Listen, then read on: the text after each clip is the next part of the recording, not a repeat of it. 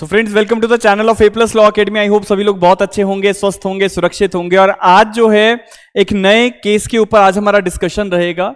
आज का जो हमारा केस लॉ डिस्कशन के लिए हमने रखा है that is with respect to the anticipatory bail. देखो, एंटिसिपेटरी बेल क्रिमिनल लॉ में एक बहुत इंपॉर्टेंट एरिया है। Even if you are a practicing lawyer then also anticipatory bail is very important. And अगर आप जुडिशियल एग्जाम्स की preparation कर रहे हैं, हिमाचल के या किसी भी स्टेट की जुडिशियल एग्जाम की प्रिपरेशन कर रहे हैं, एडीए एग्जाम की प्रिपरेशन कर रहे हैं, तो आपके लिए एंटिसिपेटरी बेल जो है वो बहुत इंपॉर्टेंट टॉपिक है। आपको सवाल लिखने को आ सकता है। नाउ जहां तक बात करेंगे कॉम्पिटिटिव एग्जाम्स की, तो एंटिसिपेटरी बेल पे अगर आप प्रीवियस ईयर पेपर्स देखोगे you will get to know कि एंटिसिपेटरी बेल पे बहुत बार फ्रीक्वेंटली प्रीवियस ईयर में क्वेश्चन बहुत बार पूछा गया है। सो आज का जो हमारा सेशन है that is with respect to the anticipatory bail. Anticipatory bail पे ऑनरेबल सुप्रीम कोर्ट का 2025 का रीसेंट जजमेंट आज मैं आपके साथ डिस्कस करने वाला हूं।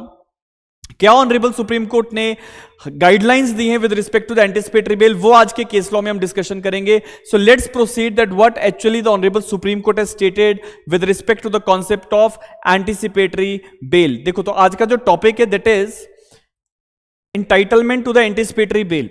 अब आज के इस केस लॉ के डिस्कशन में केस का नाम क्या है, क्या टाइटल है, सबसे पहले उस पर बात करते हैं। तो जो केस का नाम है वो सबसे पहले आप लोग देख लीजिए। It is serious fraud investigation office versus Aditya Sarda. ये केस जो है 2025 का रीसेंट जजमेंट है हमारे पास, जिसमें हम एंटिसिपेटरी बिल को लेकर गाइडलाइंस डिस्कस करेंगे। सबसे पहले ये जानते हैं कि ये जजमेंट डिलीवर किसने किया है। Honourable justice Bela M Trivedi and honourable justice PB Varale had delivered this particular judgment. अब ऑनरेबल सुप्रीम कोर्ट की ऑब्जर्वेशंस क्या हैं, सबसे पहले उस पर बात करते हैं। देखो, एंटिसिपेटरी बेल के लिए अगर सीआरपीसी के अंदर एप्लीकेशन लगाई जाती है तो सेक्शन 438 सीआरपीसी के अंदर आप लोग एप्लीकेशन लगाते हो। सिमिलरली बीएनएसएस के अंदर भी जो है, बीएनएसएस के अंदर भी सेक्शन 482 ऑफ द बीएनएसएस भारतीय नागरिक सुरक्षा संहिता जो है वो एंटिसिपेटरी बेल की बात करता है। ऑनरेबल सुप्रीम कोर्ट की क्या ऑब्जर्वेशन है with respect to this particular case, उस पर बात करते हैं। पहला जो पॉइंट है, मैं एक एक करके आपके सामने पॉइंट्स पढ़ूंगा, आप लोग इनको जॉट डाउन कर सकते हैं और अपने आंसर्स के लिए अपने जो मॉडल आंसर आप प्रिपेयर करते हैं, एग्जाम की प्रिपरेशन कर रहे हैं, या इवन अगर आप कोर्ट में भी प्रैक्टिस करते हैं तो वहां पे ये केस लॉज आप जो है यूज कर सकते हैं। So let's see what are the observations being given by the honourable supreme court in this particular case. चलिए, देखो, सबसे पहली जो चीज है that honourable supreme court observed that when a person creates hindrance in the execution of warrant or conceal themselves then they are not entitled to the privilege of anticipatory bail। पहला जो point honourable supreme court ने कहा as an observation कि अगर accused warrants की execution में किसी तरीके से ऑब्स्ट्रक्शन क्रिएट कर रहा है या फिर एक्यूज जो है अपनी प्रेजेंस को कंसील कर रहा है तो एक्यूज्ड को एंटिसिपेटरी बेल का बेनिफिट नहीं मिलना चाहिए। Particularly when the court found them prima facie case involves a serious economic offense। अगर serious economic offense है तो बिल्कुल ही एंटिसिपेटरी बेल जो है वो नहीं मिलनी चाहिए। दूसरा जो कोर्ट ने ऑब्जर्वेशन दिया है, the court noted that high court had granted the anticipatory bail to the respondents in utter disregard of the mandatory conditions contained in section 212 clause number 6 of the companies act in ignoring the conduct of the respondent. तो ये जो case जिसकी हम बात कर रहे हैं, ये केस क्योंकि कंपनी एक्ट से रिलेट था तो ऑनरेबल सुप्रीम कोर्ट ने यह भी कहा कि हाई कोर्ट ने कंपनीज एक्ट के जो रूल्स एंड रेगुलेशंस है उसको फॉलो अप नहीं किया। इसके साथ साथ honourable supreme court had emphasised that every person must abide by law, respect the law and follow the due process. Court का यह कहना है कि जब भी कोई व्यक्ति कानून के किसी भी प्रावधान के अंदर एप्लीकेशन कोर्ट के सामने मूव करता है तो court has to see that do that person is abiding the law, do that person respect the law and he follow the due process or not, stating that a law aids only the abiding and certainly not its restraints. तो ये जो line है ये बहुत important है, आप अपने answers के इंट्रोडक्शन पार्ट में इस लाइन को लिख सकते हो। That is law aids the abiding and certainly not its resistants. इसके बाद अगला जो पॉइंट ऑनरेबल सुप्रीम कोर्ट ने क्लेरिफाई किया है that it held that avoiding execution of summons or warrants, disobeying court orders and delaying the proceedings amount to interfering with and causing obstruction to the administration of justice। कि अगर आप summons या warrants के execution में problem create करते हो, court के orders को disobey करते हो या proceedings में किसी भी कारण से डिले करने की कोशिश करते हो तो इसका मतलब ये होता है कि आप administration of justice के बीच में एक obstruction create कर रहे हैं।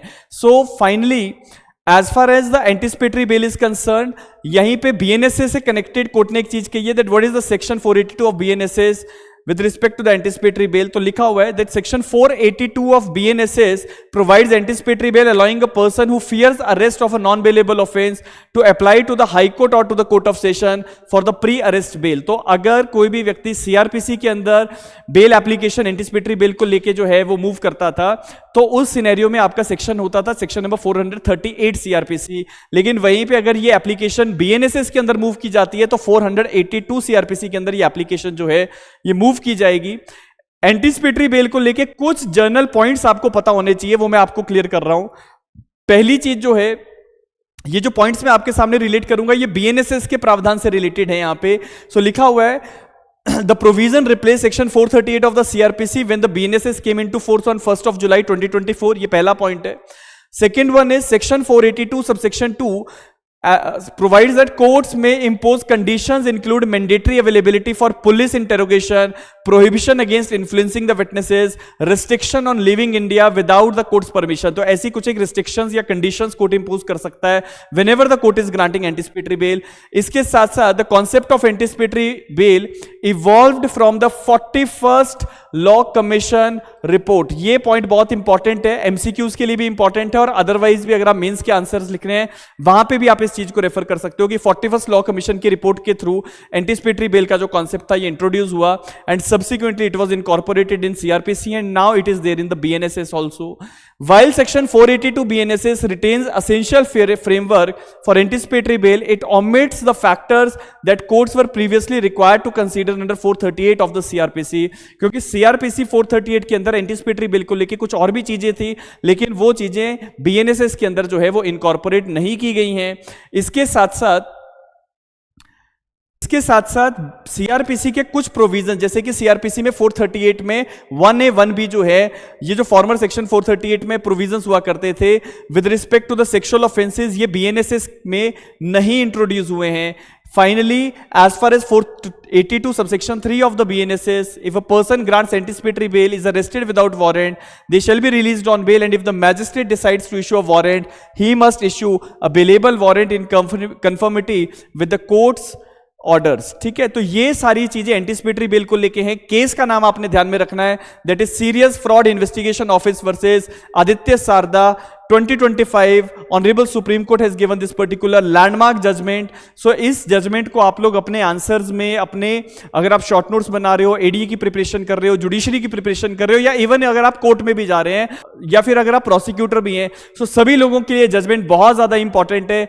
इसी के साथ साथ जितने भी लोग पहली बार हमारे चैनल पे आए, चैनल सब्सक्राइब कीजिएगा, शेयर कीजिएगा, वीडियो अगर अच्छा लगे तो शेयर कीजिए, और इसी के साथ साथ मिलेंगे किसी नए वीडियो में। तब तक के लिए बहुत बहुत धन्यवाद। Thank you so much.